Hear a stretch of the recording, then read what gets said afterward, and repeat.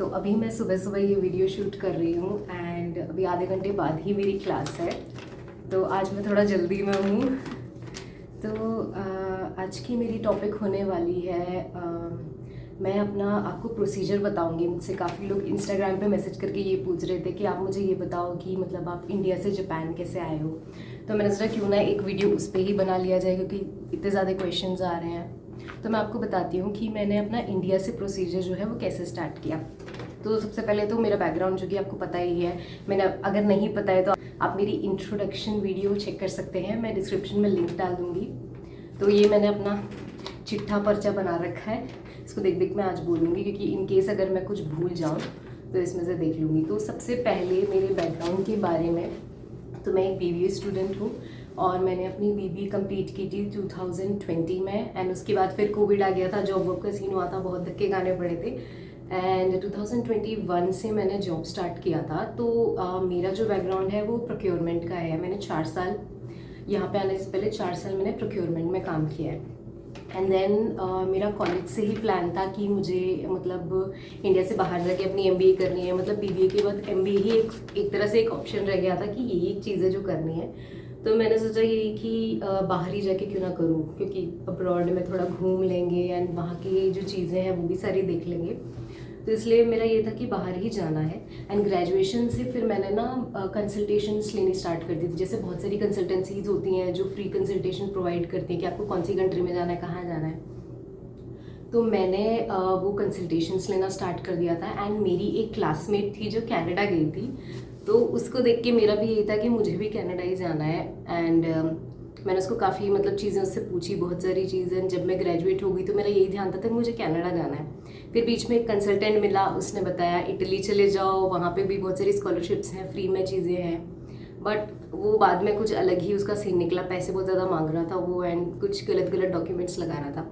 तो मैं ऐसे कि पहले कनाडा का डिसाइड किया, फिर इटली पे आए। फिर उसके बाद मैंने देखा मतलब काफ़ी ज़्यादा न्यूज़ आ रही थी कि कनाडा में जो माहौल है वो इतना अच्छा नहीं है। मतलब काफ़ी ज़्यादा कंपटीशन हो रखा है स्टूडेंट्स के लिए, जॉब्स मिलनी बहुत मुश्किल हो रही हैं। तो वो बहुत सारी रूमर्स की वजह से फिर मैंने सोचा कि कनाडा कैंसिल करते हैं, दूसरी कोई जगह देखते हैं। तो मैं 2-3 साल से कनाडा के बारे में सोच रही थी। फिर मैंने साउथ कोरिया की जो K-pop की वेव थी BTS की, उस टाइम पे वो भी चल रही थी। फिर मैंने सोचा साउथ कोरिया में भी जो कॉलेज है वो काफ़ी अफोर्डेबल है, तो साउथ कोरिया क्यों ना चले। फिर साउथ कोरिया के बारे में भी थोड़ा रिसर्च किया, काफ़ी ज़्यादा अच्छी अच्छी नेशनल यूनिवर्सिटीज़ हैं वहाँ पे। एंड बहुत सारी मतलब रिसर्च करने के बाद मैंने ये डिसाइड किया कि साउथ कोरिया नहीं, क्योंकि पूरी दुनिया K-pop के पीछे पागल होके सब लोग मतलब साउथ कोरिया ही जा रहे हैं। तो मैं ऐसे कि मेरे लिए काफ़ी ज़्यादा कंपटीशन बढ़ जाएगा, तो let me look up for something else. तो ऐसे मैंने रिसर्च कर करके फिर बहुत ज़्यादा मैंने सोचा कि किसी यूरोपियन कंट्री में जाते हैं। फिर उसका भी किया और मतलब काफ़ी ज़्यादा चीज़ें उसमें भी पता चली। फिर UK का कोई बोल रहा था, कोई बोल रहा था USA चले जाओ, कोई बोल रहा था यहाँ चले जाओ। फिर देन ट्रम्प की गवर्नमेंट में तो पता ही है क्या हो रहा है। तो मेरा बस यही था कि पता नहीं कहाँ जाना है, मतलब बहुत ज़्यादा कन्फ्यूजन। एंड फिर फैमिली वाले भी बोल रहे थे कि MBA कब करना है, अभी 4 साल हो गए तुम्हें काम करते करते। मतलब उस टाइम 3 साल हुए थे जब मेरा जापान का प्लान आया था।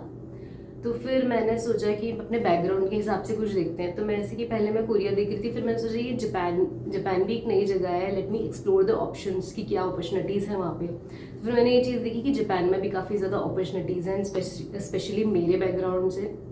जापान एक शांति वांति वाली कंट्री है। तो पिछली वीडियो में मैंने ये भी चीज़ सुनी थी किसी से कि आप थोड़ी सी क्लिप्स डालो, तो आज मैंने थोड़े से क्लिप शूट किए हैं कि मैं कॉलेज में कैसे आ रही हूँ। क्या है ना, मैं पब्लिक में इतना ज़्यादा शूट नहीं करती, तो अब क्लिप चेंज करने के चक्कर में मैं ऐसे चलो अपनी जगह चेंज कर लेते हैं थोड़ी सी। तो अभी मैं तो अपनी यूनिवर्सिटी के मीटिंग रूम में बैठी हूँ, यहाँ से बता रही हूँ। तो कहाँ थी मैं, पता नहीं, मैं भूल गई। जापान के बारे में मैंने डिसाइड किया मैं ऐसे कि जापान के बारे में थोड़ा रिसर्च करते हैं, शांति वाली कंट्री है। और मैं कोई ऐसी कंट्री चूज़ करना चाहती थी जिसकी मतलब इंडिया के साथ थोड़े अच्छे रिलेशन है, बिकॉज देन USA में भी कुछ ना कुछ गड़बड़ हो रही है, UK में भी कुछ ना कुछ हो रहा है, कनाडा में भी कुछ ना कुछ हो रहा है। मतलब इंडिया के साथ फिर चाइना अगर डिसाइड करो तो वहाँ पे कुछ ना कुछ हो जाता है।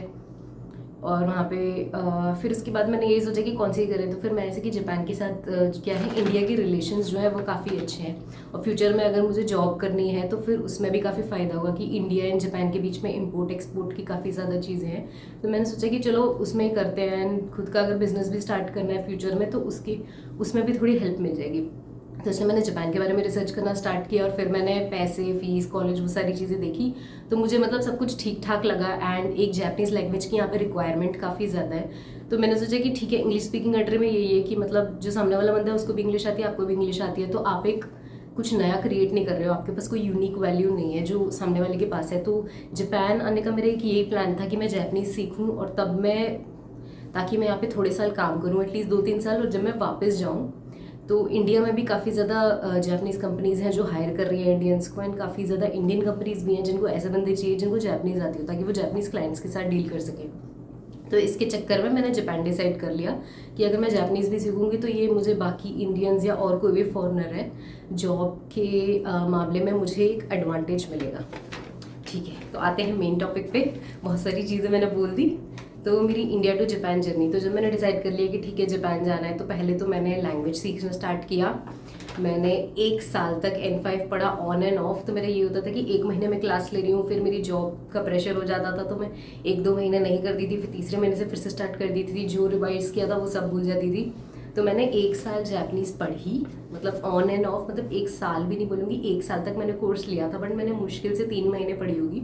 उसमें भी मैंने 30-40% N5 का जो सिलेबस है बस वही पढ़ा था, एंड N5 मैंने अटेम्प्ट किया था बट मेरा क्लियर नहीं हुआ, तो मेरी जापानीज़ बिल्कुल अच्छी नहीं है। तो सबसे पहली चीज़, तो इसको मैंने 6 स्टेप्स में डिवाइड कर दिया है। सबसे पहले जो मोस्ट इम्पॉर्टेंट चीज़ है, आपकी कंट्री सिलेक्ट करना। तो मुझे काफ़ी ज़्यादा लोग इंस्टाग्राम पे ये भी मैसेज कर रहे हैं कि मैं भी कंफ्यूज हूँ, आप ही की तरह कनाडा में जाऊँ कि यहाँ जाऊँ। मैं ऐसे कि यार मैं कैसे बता सकती हूँ, अब ये तो आप पे डिपेंड करता है आप क्या पढ़ना चाहते हो। वैसे सबसे पहले आप अपनी कंट्री जो है वो स्पेसिफिक कीजिए। कंट्री जब आपकी डिसाइड हो जाएगी तब आप अपने सब्जेक्ट के हिसाब से, फॉर एग्जांपल आप इंजीनियरिंग बैकग्राउंड में आ रहे हो तो कौन सी कंट्री में जो है इंजीनियरिंग वाली चीज़ अच्छी है, या चलो ठीक है अगर आपने सब्जेक्ट्स पहले नहीं देखा, आपने कंट्री डिसाइड कर ली जैसे कि मैंने की थी कि जापान जाना है, एंड उसके बाद आप अपने कोर्सेज देखिए कि यहाँ पे कौन कौन से कोर्सेज अवेलेबल हैं, कौन सी चीज़ें हैं जो डिमांड में हैं। अब जैसे मेरा ऑपरेशन से बैकग्राउंड था और मैंने BBA भी कर रखा था, तो मेरा मैनेजमेंट वाला प्रोफाइल था एक, तो मेरा ये था कि MBA तो करना ही है, उसके साथ अगर ऑपरेशंस का कोई सब्जेक्ट मिल जाए तो वो बहुत अच्छा हो जाएगा। तो इसलिए मैंने जब अपनी यूनिवर्सिटी ढूंढना स्टार्ट किया तो मैं ऐसी स्पेसिफिकली यूनिवर्सिटीज़ ढूंढ रही थी जहाँ पे इंग्लिश प्रोग्राम्स अवेलेबल हैं, MBA जो है वो इंग्लिश में अवेलेबल है, एंड ऑपरेशंस का एक सब्जेक्ट हो जिसमें एटलीस्ट। तो सबसे पहली चीज़ आप अपनी कंट्री सिलेक्ट कीजिए, एंड उसके साथ साथ आप अपनी यूनिवर्सिटी भी सिलेक्ट कीजिए, कौन सी यूनिवर्सिटी है जिसमें आपको जो प्रोग्राम चाहिए वो मतलब काफ़ी ज़्यादा अच्छा है। एंड नेक्स्ट चीज़ जो आ जाती है, 6 स्टेप ज़्यादा हो रहे हैं, तो नेक्स्ट चीज़ जो आती है, तीसरी चीज़, वो मैंने देखी कि फ़ीस, कि ऐसे नहीं कि 20-25 लाख रुपए की फ़ीस, मतलब मेरा बजट इतना नहीं था, मैं मिडिल क्लास फैमिली से बिलोंग करती हूँ, और अगर मैं नहीं भी करती तो इतना ज़्यादा मैं स्पेंड करना नहीं चाहती, क्योंकि मेरा एक सिंपल सा फंड है कि जितना मैं स्पेंड कर रही हूँ उतना एटलीस्ट जो ROI है, रिटर्न ऑन इन्वेस्टमेंट, एटलीस्ट मैं 1 साल में रिकवर कर लूँ। तो मेरा ध्यान यही था कि मैं अगर 20 लाख इन्वेस्ट कर रही हूँ तो कॉलेज ऐसा होना चाहिए कि जहाँ पे मुझे एटलीस्ट 20 लाख पर ईयर की जॉब भी मिले, ताकि मैं वो रिकवर कर सकूँ। तो इतने तो पैसे हैं नहीं मेरे पास, तो मैंने थोड़ी सस्ती सी यूनिवर्सिटी सिलेक्ट की थी। तो सेकेंड चीज़ है, आपका बजट जितना है आपको उसके हिसाब से अपनी जो है यूनिवर्सिटी सिलेक्ट करनी है। नेक्स्ट चीज़ आ जाती है जो मेरे लिए थी, मतलब जो स्टूडेंट्स हैं जिनको स्कॉलरशिप्स चाहिए, तो नेक्स्ट चीज़ मैं देख रही थी कि ऐसे कॉलेजेस जो स्कॉलरशिप्स भी प्रोवाइड कर रहे हों। तो यहाँ पे ना डिफरेंट लेवल ऑफ स्कॉलरशिप होता है। एक तो होता है कि फर्स्ट गवर्नमेंट स्कॉलरशिप के थ्रू अगर आप आए हो, जैसे मिक्स्ड हो गया या और कोई स्कॉलरशिप होगी, एक तो वो होता है। फिर एक होती है प्राइवेट स्कॉलरशिप्स, एंड काफ़ी सारी स्कॉलरशिप जो है वो कॉलेज भी प्रोवाइड करते हैं। तो मैं कॉलेज की स्कॉलरशिप पे हूँ, तो मेरी स्कॉलरशिप बहुत ही कम है, मतलब 20% अराउंड, वो भी सिर्फ मेरी ट्यूशन की, मेरा रहना खाना सब कुछ मेरे पापा कर रहे हैं, एंड मेरी जो ट्यूशन फीस है 2 साल की वो भी मेरे पापा ही देंगे। 20% पर से छोटा सा रिडक्शन मिला है मुझे। तो आप स्कॉलरशिप भी चेक कीजिए कॉलेज में अप्लाई करने से पहले। एंड सब्जेक्ट के बारे में तो मैंने आपको बता ही दिया। एंड नेक्स्ट इज़ एलिजिबिलिटी, जो कि बहुत बड़ी एक रिक्वायरमेंट है। तो आपको सबसे पहले जब आपने अपनी कंट्री सेलेक्ट कर लिए कहाँ जाना है, अपना कॉलेज सेलेक्ट कर लिया है कहाँ जाना है, फिर उसके बाद अब नेक्स्ट चीज़ आती है कि मतलब आप अपनी एलिजिबिलिटी चेक कीजिए, क्योंकि काफ़ी ज़्यादा कॉलेजेस जो होते हैं मास्टर्स के लिए स्पेसिफिकली या अंडर ग्रेजुएशन के लिए भी, मैंने मतलब अंडर ग्रेजुएशन का मुझे इतना आइडिया नहीं है क्योंकि मैंने किया नहीं है। अंडर ग्रेजुएशन में may be 12 years of education या ऐसा कुछ मांगते होंगे एंड इंग्लिश में, बट मास्टर्स के लिए मुझसे मेरे कॉलेज में ये बोला गया था कि आपके पास मिनिमम 3 ईयर्स का एक्सपीरियंस होना चाहिए। बट काफ़ी ज़्यादा स्टूडेंट्स हैं जिनसे मैं मिली हूँ जिनका मतलब फैमिली बिजनेस है और वो लोग बहुत यंग है, 22 ईयर्स, एंड उन्होंने बस ऐसे चिपका दिया है कि हमने अपने फैमिली बिजनेस में 3 साल काम किया है। कोई कोई बच्चे ऐसे भी हैं जिन्होंने इंटर्नशिप की है, कोई वॉलंटियर प्रोग्राम्स होते हैं ना जो आप पार्ट टाइम करते हो 1-1 साल का, 2-2 साल का, तो उन्होंने उसके बेसिस पे भी वो आ गए हैं। तो मतलब काफ़ी ज़्यादा लूप होल्स तो होते ही हैं हर जगह, बट मैं एक्सपीरियंस दिखा के आई हूँ अपना। तो एलिजिबिलिटी जो है मेरे प्रोग्राम में वो थी कि आपके पास मिनिमम 3 साल का एक्सपीरियंस होना चाहिए या equivalent to something like that, for example या वॉलंटरी वर्क या जो भी आपने पार्ट टाइम किया होगा भी कुछ, तो उसके बेसिस पे था मेरा। एंड नेक्स्ट एग्ज़ाम रिक्वायरमेंट्स, तो मुझसे एक स्टूडेंट थे जो पूछ रहे थे कि आपने कौन कौन से एग्ज़ाम्स दिए हैं।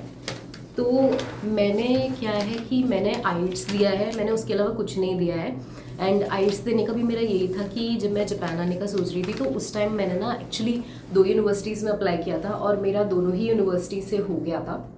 तो जो फर्स्ट यूनिवर्सिटी मैंने अप्लाई किया था जहाँ मुझे जाना था उसका नाम था रित्सुमेकान यूनिवर्सिटी, तो वो बेप्पू में है एंड उसकी जो फीस है वो बहुत ही ज़्यादा हाई है, मतलब अराउंड 24 लाख रुपीज़ 2 साल के लिए। तो मेरे लिए ये था कि इसमें अगर मुझे एक तरह से 100 या 80% स्कॉलरशिप मिलेगी तभी मैं जाऊँगी, नहीं तो मैं नहीं जा पाऊँगी बिकॉज वो बहुत एक्सपेंसिव है। 24 आपकी सिर्फ 2 साल की फीस ही है एंड उसके बाद आपको 2 साल रहना खाना सब कुछ उसमें ही एडजस्ट करना है, मतलब एडिशनल हो गया वो। तो आप समझ लो एक तरह से 40 लाख आप लेके चलो। तो मेरा ये था कि इतना मेरा बजट नहीं है, ना मुझे इतना इन्वेस्ट करना है, एंड उस यूनिवर्सिटी में लकीली मेरा हो गया। एंड उस यूनिवर्सिटी की रिक्वायरमेंट थी कि मुझे आइल्ट्स में अराउंड 6.5 से ज़्यादा चाहिए। तो मेरा आइल्ट्स मैंने बहुत डर डर के दिया है एकदम। मेरा यही था कि मैं 17,000 रुपये दे रही हूँ और अगर मैं फेल हो गई, या मतलब फेल तो नहीं होते बट अगर मेरे 5 नंबर है या 6 नंबर है तो बहुत ही प्रॉब्लम हो जाएगी। बट मुझे भगवान की कृपा से मेरे 7.5 बैंड्स आ गए आइल्ट्स में। एंड रित्सुमेकान यूनिवर्सिटी, सिर्फ उसके लिए मैंने आइल्ट्स दिया था, सिर्फ उसे एक यूनिवर्सिटी के लिए। एंड जब मेरा रिजल्ट आया तो मतलब फिर मैंने देखा ऑल ऑफ सडन कि मुझे जो स्कॉलरशिप ग्रांट हुई है वो 50% हुई है, मतलब 12 लाख रुपए की स्कॉलरशिप। एक तरह से मैं खुश भी थी पर फिर मैं सोच रही थी कि बाकी 12 लाख मुझे खुद देने पड़ेंगे। फिर मेरे दिमाग में आ रहा था कि हे भगवान अब मैं क्या करूँ। फिर उसी टाइम जो मेरी दूसरी यूनिवर्सिटी है करंटली जिसमें मैं अभी हूँ दूशिशा, तो ये क्योतो में है यूनिवर्सिटी, इसका भी रिजल्ट आ गया और इसमें जो स्कॉलरशिप है वो मुझे बहुत ही कम मिली थी, मतलब 20%। तो करंट जो दूशिशा की फ़ीस है वो अराउंड 11 लाख रुपीज़ है INR 2 साल की। तो 20% आप समझ लीजिए मतलब 2 लाख का रिडक्शन, 2 लाख रुपए, अराउंड 2 लाख के आसपास का रिडक्शन। तो अभी 9 लाख के करीब है मेरी फ़ीस 2 साल की। तो मेरे दिमाग में बस यही था कि या तो मैं 12 लाख दूँ पहली यूनिवर्सिटी में या तो मैं इधर 9 लाख दूँ। एक तो इंडियन दिमाग जहाँ ज़्यादा डिस्काउंट मिले वहाँ पे एकदम निकलने का वो रहता है। मेरे दिमाग में तो यही रहता है, एक तो मैं प्रोक्योरमेंट से भी हूँ तो मेरा यही है कि जितने सस्ते में चीज़ मिल जाए उतनी अच्छी है, बट देन क्वालिटी भी मैटर करती है। तो मैंने काफ़ी ज़्यादा चीज़ें सोची कि किस में ज्वाइन करूँ एंड बाद में मैंने ये डिसाइड किया कि जो बेप्पू है वो थोड़ा दूर है, मतलब सिटी से, एंड क्योतो एक सिटी में है, मतलब एयरपोर्ट से थोड़ा पास है। तो फिर मैंने सोचा बाद में फ्यूचर में अगर इंटरव्यूज़ या कुछ देने पड़ेंगे तो वो जो बेप्पू सिटी है वहाँ से कहाँ मैं ट्रैवल करूँगी। But Beppu and Kyoto is like आप समझ लो हैदराबाद और विशाखापट्टनम हो गया जैसे। तो विशाखापट्टनम एक छोटी सिटी है, वहाँ पे भी काफ़ी ज़्यादा मतलब वहाँ पे भी हैं अपॉर्चुनिटीज़ बट लिमिटेड है। And Hyderabad is like a very big city and वहाँ पे बहुत सारी आपको जॉब अपॉर्चुनिटीज़ मिलेंगी। तो वही सोच के फिर मैंने क्योतो का डिसाइड कर लिया और फिर मैं अभी दूशिशा बिजनेस स्कूल में आ गई। एंड यही है और तो कुछ नहीं है, मैंने कुछ मिस तो नहीं कर दिया।